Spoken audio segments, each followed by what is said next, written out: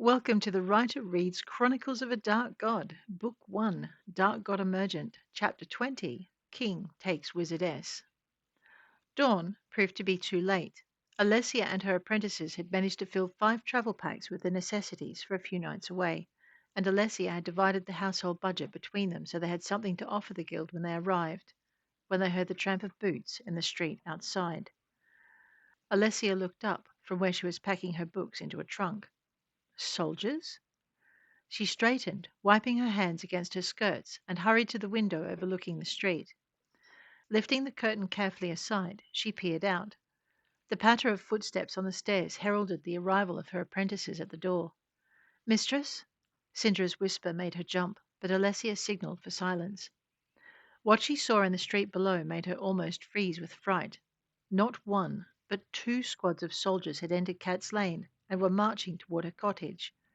If she'd had any doubts as to why they'd come, they were dispelled when one of the men leading them looked over at the other and gestured toward her front door.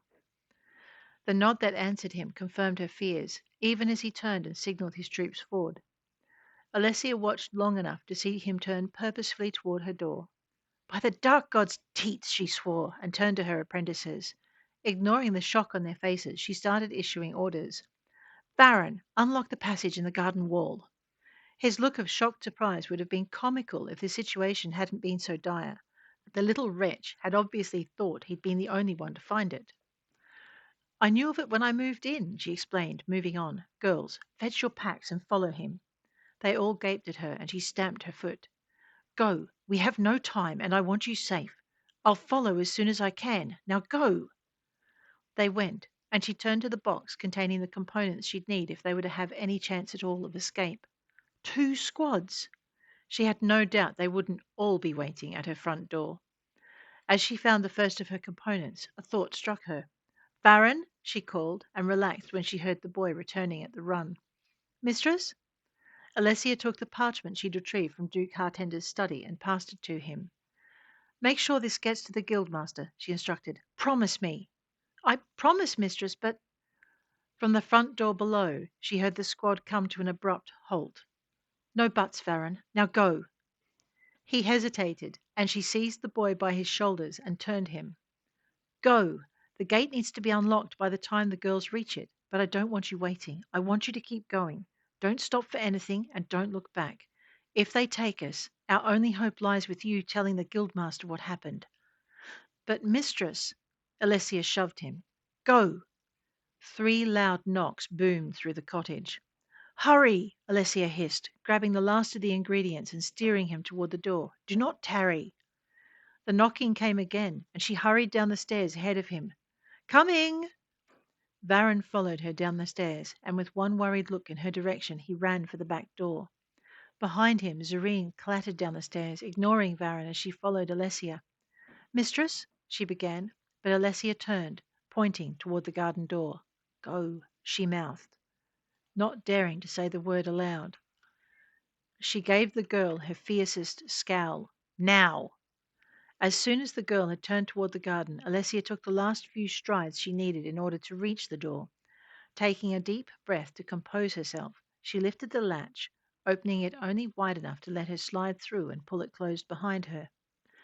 The soldier standing on her front step had no choice but to take a step back to give her room.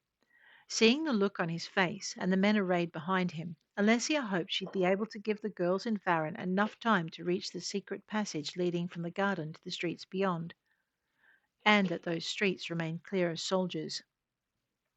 She'd known when she'd seen them that she wasn't going to be able to escape with her apprentices, but she had faith in Reoma. They might have parted ways, but she still counted him enough of a friend to come and free her, as he had freed so many others before her. Pushing those thoughts aside, she focused on the guard captain standing in front of her. "Yes?" she asked, not having to try very hard to sound as puzzled as she felt. "How can I help the King's Guard?" Because it was the King's Guard, and not Devrath's wardens who'd come to her doorstep, and she couldn't help wondering why. And if the King's Guard had come to take her, the task of her retrieval was going to be so much harder. She wondered what Raoma would ask in return, and then decided it didn't matter. The guildmaster could name his price, especially if the scenes she'd observed in the king's temple were anything to go by. Suppressing a shudder at the memory, she looked at the soldiers waiting outside her home. A full squad. 2 even. Letting her eyes rove briefly over them, she returned her attention to the man before her. "Can I help you?" He regarded her briefly, as though she wasn't what he'd expected. "Is this the residence of the Wizardess Alessia Mistlewood?" he asked. Alessia rested one hand against the lintel and noted the ripple of unease that flowed through the soldiers behind him in response. So, she thought, they know what, if not who, they are arresting. Funny, I thought my face was better known. Now that she thought about it, she was glad it wasn't, otherwise they'd have already acted. Instead, she was able to buy her apprentices a little more time. "Is it?" she replied. "Is the mistress expecting you?"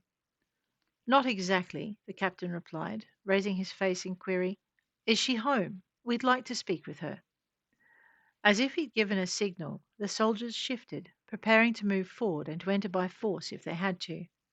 Their faces might have been pale with the fear of facing a wizardess in her own home, but they were prepared to do what they'd been asked. Alessia didn't blame them for being nervous.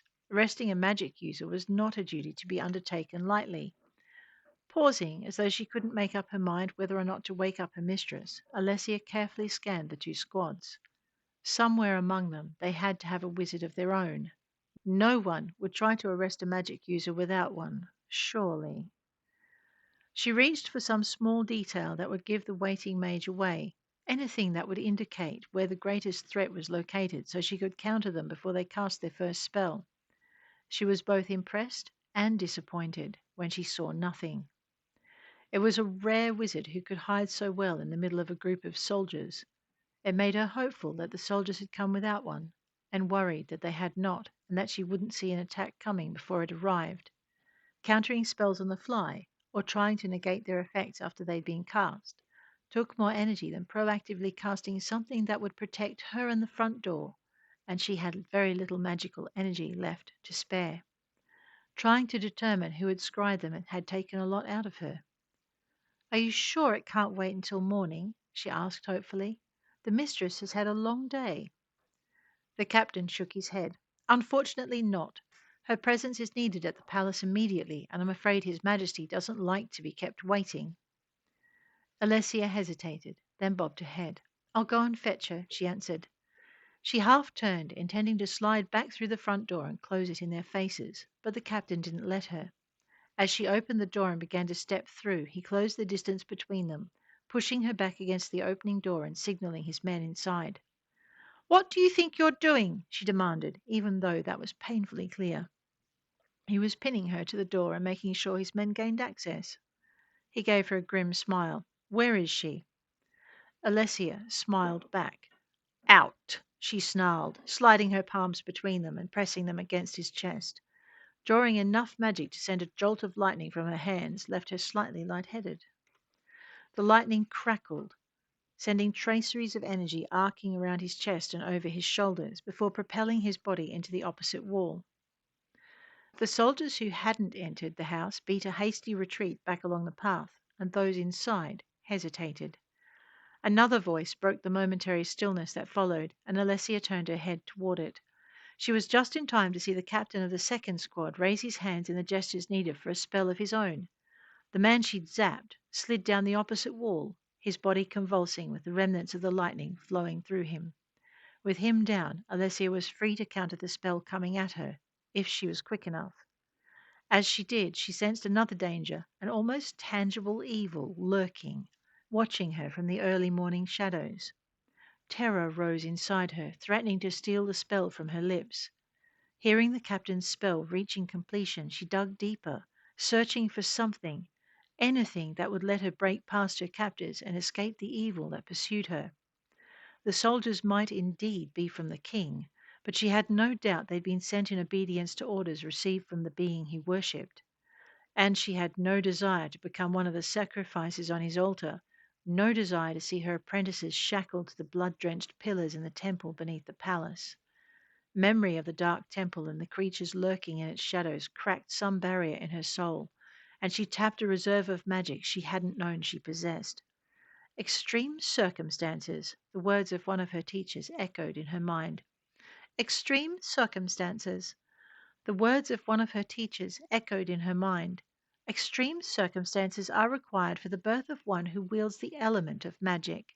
For unlike those who can tap the mortal elements at will, those who can touch raw magic and survive rarely uncover the ability save in times of great distress. Alessia had barely enough time to register the truth of the words before the magic rose unbidden, carrying one spell more to her mind, one that did not require her hands to guide it, just the sheer force of her will. As the lightning of her previous spell danced its last steps across the captain's chest and through his hair, she let the new spell tumble from her lips.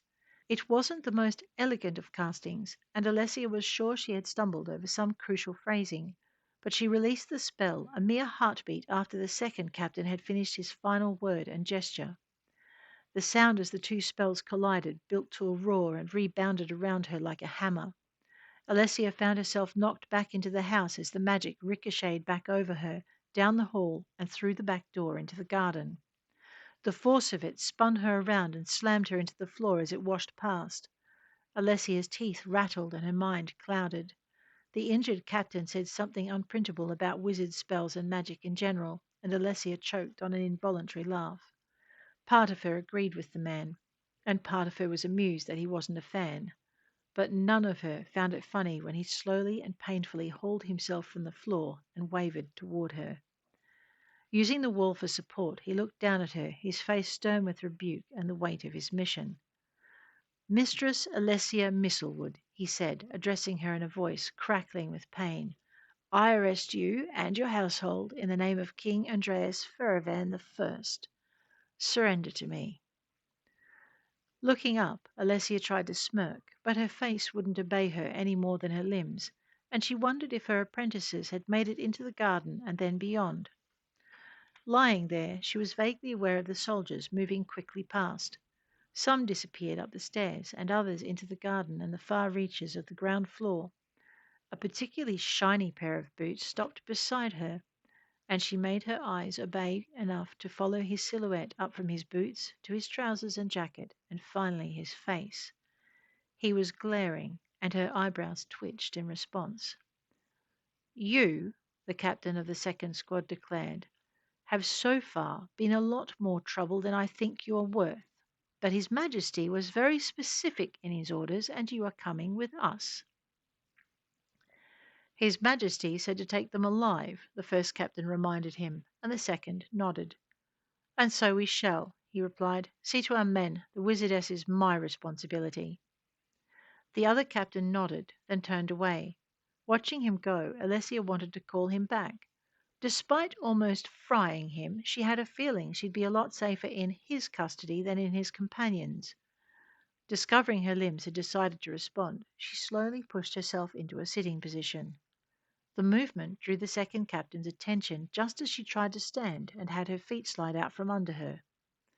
She shook her head, trying to clear it of the sudden, unbidden haze threatening to overwhelm it, just as he took pity on her and reached down to seize her bicep. I've got you, he said, and she wasn't sure if it was meant to be a reassurance or a reiteration of her capture. He dragged one of her arms around his shoulders and slid his arm around her waist. Forgive the impropriety, he said. Let me help you. It would be a pity to keep His Majesty waiting. I'm sure he wouldn't mind waiting a little bit longer, Alessia managed, but the captain shook his head. The king is not a patient man, he replied. Then he should have made an appointment, Alessia retorted, her voice slurring a little. I have things scheduled for today. Then I'm afraid they'll have to wait, the captain demurred. But I'll be late, she complained. Surely you can send word. The captain looked around, noting the pack left standing beside the wall. I'm afraid your travel plans will have to be delayed, he informed her, because you will accompany me back to the palace to make your meeting with the king. But I don't have an appointment, Alessia protested. Nevertheless, he's expecting you, the captain replied. His quiet insistence frightened her almost more than the destination itself. Please, she tried, I still have so much to arrange. She let her voice trail off as the man shook his head. I'm sorry, Mistress Mistlewood, but the king has grown tired of waiting and bids me bring you straight away. But my apprentices, Alessia stated, surely they don't need to come. I'm sure there's nothing they can do that I can't do in their stead. The man pressed his lips together and gave another shake of his head. On the contrary, Mistress Mistlewood, the captain informed her, the king's master greatly desires to meet with them. In particular, Miss Syndra. The king was most insistent they be included in this opportunity to meet with them. Them, Alessia noted, and her heart fell. If the captain wasn't aware of the true nature of the king's dark master, then he was at least aware there was someone or something the king answered to, and was either loyal or afraid enough to ensure the wishes of both were obeyed. There has to be a mistake, she whispered, realizing who it had to have been who'd scryed them. For only one man could order the king's soldiers to fetch someone against their will, and that was the king himself. Even though the king's face had been hidden beneath an ornate helm every time she'd seen him, Alessia feared the king's name was the one attached to the face of their intruder. A shudder passed through her as memory of his armour brought memory of his temple with its dark altar and a chalice of blood being raised. She tried to pull her arm from around the captain's shoulders, only to find he had a firm grip on her wrist. His other arm tightened around her waist. Come now, Mistress Mistlewood, he soothed. I'm sure you have nothing to fear. Liar! She wanted to scream, but he held her fast, and she found herself trapped by the vision of the body on that altar, and the images of the second sacrifice, Culain, screaming in terror as the king's undead servants ate him alive. The fear clutched at her stomach, becoming ice that flowed through her veins and turned her limbs to lead. There has to be a mistake, she whispered. There's nothing the king and his master can possibly want from us. The captain tucked her against his side, bending his head close to her own. His warm breath brushed her cheek and throat in an intimacy almost too great to bear. You know there's much they can want, he murmured, and Alessia recognized the magic in his voice, too late to stop it. The spell wove itself through her thoughts as he murmured a scattering of syllables to close it around her. You have nothing to fear, he repeated, his voice raising goosebumps on her flesh, even as it soothed her thundering heart. You and your apprentices will be attended with great care. Part of her shrieked that this was exactly what she feared, but another part wondered what she had ever been afraid of. The magic tightened, a silken sheath that soothed her to the point she found herself agreeing with his next suggestion. It will only be for a short time, the captain breathed. Surely you can spare your king such a tiny fragment. A couple of days of luxury to reward yourself and your apprentices for the hard work you've been doing. You deserve that much, don't you? Perhaps, Alessia demurred, wondering why she was hesitating. After all, was the request so unreasonable? He was the king, after all. Please say you'll come now, the captain requested. Your apprentices will follow shortly, and it really is only a small portion of your time. You deserve the rest. He was right. Alessia could see that now, and the king's kindness in sending an escort for their safety shouldn't be spurned. Of course we'll come, she agreed. I'm so glad, the captain told her, giving her a reassuring squeeze. The clatter of bootsteps on the stairs distracted them, and they glanced toward the sound. Alessia's eyes widened as a soldier appeared, Syndra's unconscious form slung over one shoulder. Sound from the garden led their gaze to the back door, where a second soldier was lugging Xanthia inside in the same way. Alessia turned spell-hazed eyes to the captain. What's going on? She asked. I thought you said they'd be safe. It looks like they're being taken by force. She tried to jerk out of his grasp, but the captain pulled her close, trapping her body against his. Shh, he whispered. You know how it is when you don't want to wake someone. His voice asked her to understand, but a part of Alessia's mind admired his creativity. The sense of danger she'd felt earlier returned in force. This time it was accompanied by such a deep sense of wrongness that she balked. If that sense hadn't grown stronger at his touch, the spell he'd woven might have reasserted itself. As it was, he signaled that the soldier carrying Sindra should pass, and the man brushed against her. In that instant, Alessia knew her apprentice must not be taken to the palace. Fear for the girl's safety spiked through her, and she jerked away. The glamour unravelled, and the captain's request to accompany him to the palace no longer seemed as reasonable as the sun shining on a summer's day. A soft cry escaped her as she realized the girls had not gotten away. Easy, the captain soothed, gently trapping her hands and binding them. The king and his master will be happy to see them. You! Alessia snapped, trying to pull her hands free and then to slam her own bare foot into the instep of his boot. It was the knee she brought up to his groin that won her a momentary reprieve. She followed it with a two-handed shove that sent him stumbling back. It wasn't much, but it was enough for her to tear free of his grasping hands. Her terror lent her strength and speed as she turned and ran for the door. The captain snarled an expletive more commonly heard in taverns or on the docks than in a wizard's study, as Alessia managed to duck past him. She felt one of his hands brush the back of her blouse as he tried to snatch her back, but a desperate burst of speed saw her past the soldier carrying Sindra and through the front door. Yannick! The captain roared as she leapt down the short flight of stairs and raced for her own front gate.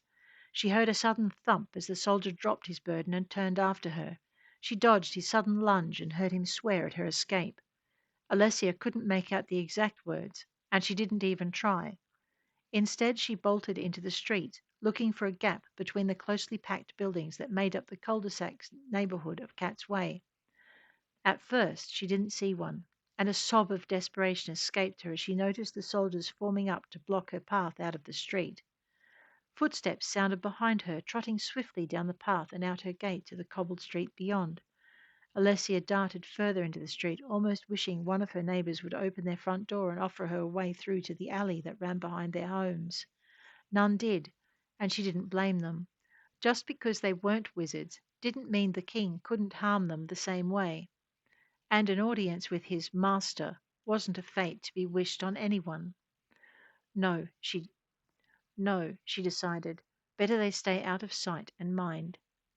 Wishing it were otherwise, she looked for an escape, even as she heard her pursuer's footsteps come to a halt and the first syllables of another spell ripple through the air.